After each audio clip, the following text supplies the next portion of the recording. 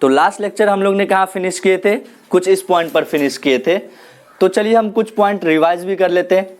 ये first triangle है, triangle ABC, जिसके अंदर BC जो है वो बेस है और AD क्या है, हाइट है। ट्रायंगल PQR क्या है, ये ट्रायंगल PQR है जिसमें QR क्या है, बेस है और PM क्या है, हाइट है। ओके, तो ये जो है ये कुछ कंक्लूजन मिला था हमको। Area of triangle ABC upon area of triangle PQR equal to BC into AD। BC क्या है, बेस और AD क्या है, हाइट। ओके, और ट्रायंगल PQR की बात करते हैं तो देखो QR क्या है, बेस है और PM क्या है, हाइट है। मतलब ये दोनों ट्रायंगल का जो एरिया का रेशियो है वो always equal to base and height का प्रोडक्ट का रेशियो बनेगा। यहाँ बेस एंड हाइट का प्रोडक्ट का रेशियो बन रहा है। ठीक है, तो यहाँ देखो एक जनरलाइज व्यू क्या मिला था मुझे, B1 is the base of first triangle, BC जो है ना वो B1 हो गया। ठीक है, H1 क्या है, height of first triangle, AD क्या है मेरा, H1 हो गया। ठीक है, सिमिलरली B2 क्या है मेरा, base of second triangle QR, और H2 क्या है मेरा, हाइट ऑफ सेकेंड ट्रायंगल। ठीक है, H2 क्या है मेरा, हाइट ऑफ सेकेंड ट्रायंगल। तो ये जो है ये एक जनरल फॉर्म है, क्या है, जनरल फॉर्म। ठीक है, ओके, तो आगे बढ़ते हैं। आगे जो इस सिमिलरिटी चैप्टर में कुछ केसेस बनेंगे। केसेस कुछ इस तरह से है कि जब भी हाइट सेम हो तो कौन सा केस जनरेट होगा, बेस सेम हो तो कौन सा केस जनरेट होगा, और बेस और हाइट दोनों सेम हो तो कौन सा केस जनरेट होगा। ये हमारे लिए बहुत इंपॉर्टेंट है। ये हमारे लिए क्यों इंपॉर्टेंट है, क्योंकि हम इस पे बोर्ड्स में भी कुछ सम्स पूछे जाते हैं और साथ साथ में हमारे प्रॉब्लम स्टेटमेंट को सॉल्व करने के लिए भी बहुत इजी होगा।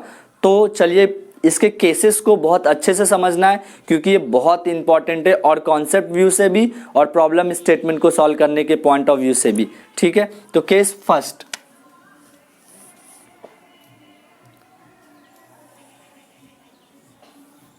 केस वन क्या बोलता है,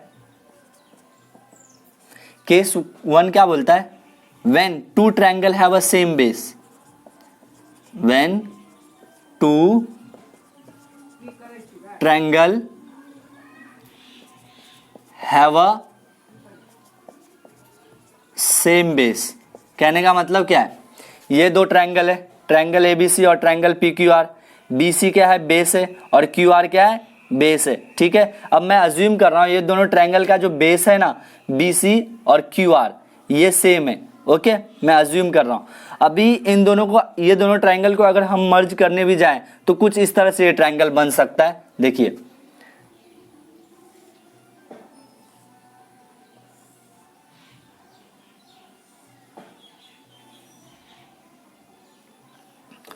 तो ये है मेरा ABC, ये इसका हाइट।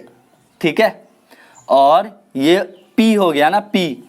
हालांकि मैंने BC बोल दिया हूं और BC और QR को इक्वल कर दिया, तो ये नेम एक ही हो गया, और ये मेरा हो गया इसका हाइट PM। ठीक है, और ये D। समझ में आया? तो कुछ इस तरह से ट्रायंगल बन सकता है। बनाने चाहे तो अलग तरीके से भी बन सकता है, लेकिन ये एक तरीका है। इस तरीके से भी इन दोनों का मर्जिंग ट्रायंगल बन सकता है। कभी जब केस ऐसा जनरेट हो, when two triangle have the same base, मतलब BC और QR इक्वल होगा तो। ठीक है, मैं ऐसा अज्यूम कर रहा हूं BC और QR इक्वल है। ठीक है, कंडीशन के हिसाब से, कंडीशन क्या बोल रहा है, when two triangle have a same base, तो मैं BC और QR को इक्वल ले रहा हूं। ओके, अभी ये मेरा एक जनरलाइज व्यू निकला था। एक ये पॉइंट पे हम लोग ने कुछ कंक्लूजन निकाले थे कि हम अगर दो ट्रायंगल के एरिया को अगर रेशियो में रखेंगे तो ये मुझे आंसर मिलेगा। ठीक है, तो इस चीज को उठाओ और कंडीशन 1 को देखो। ठीक है, इसको मैं उठाया तो ये हो गया area of triangle ABC upon area of triangle PQR equal to BC into AD upon QR into PM। Okay, ठीक है। अब ध्यान दो, कंडीशन क्या बोल रहा है, when two triangle have a same base, मतलब BC और QR इक्वल है, BC और QR इक्वल है, तो क्या मैं QR की जगह पे BC लिख सकता हूँ? हाँ लिख सकता हूँ। और BC की जगह पे QR लिख सकता हूँ? लिख सकता हूँ। कोई भी एक ऑल्टरनेट वे को हम फॉलो कर सकते हैं। हम यहाँ बेसिकली